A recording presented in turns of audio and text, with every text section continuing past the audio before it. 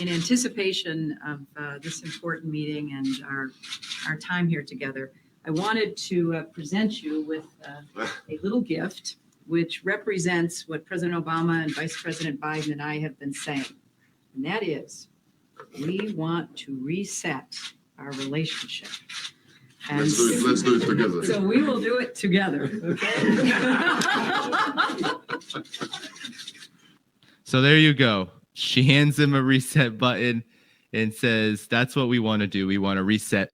And that was 2009. And at that time, because my coverage of the so-called Arab Spring, the U.S. engineered Arab Spring, this regime change campaign that swept North Africa to the Middle East, she was directly involved in preparing the agitators at that time, several years ahead of the 2011 Arab Spring, bringing them to New York, bringing them to other capitals in the West, training them. She would Skype in and talk to them. It was a yearly event, at least one yearly event where they were doing this, and then sending them back to prepare to overthrow their respective countries in 2011. So that was the plan. Think about what the plan was. Why? They eliminated Libya. That was an ally of Russia. Russia was deeply invested in Libya. And that was the beginning of the proxy war in Syria, which, Russia has a base there, and eventually they got dragged into that. That's what they were planning while they were handing this reset button to Russian Foreign Minister Sergei Lavrov.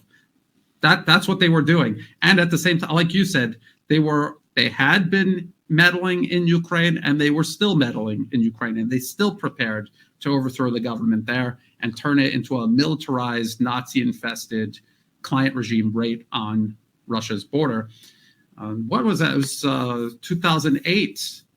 The whole process in Georgia had already run its course, from regime change to pumping it full of weapons and NATO training, and then the client regime attacking Russian forces in 2008. This is a year later, and they're like, oh, yeah, we're sorry, we won't do that again, while they were planning the next round of provocations and proxy wars. And they're doing the exact same thing to China. I'm here in Southeast Asia. I'm watching the U.S. try to divide and destroy all of Southeast Asia to disrupt their constructive relationship with China, and then have China surrounded either by obedient U.S. proxy regimes or just failed states or destabilized nations incapable of reaching their full potential and helping China and thus the whole region rise together. I'm watching them do that as Secretary of State Antony Blinken pretends to try to reset relations or smooth over relations in Beijing.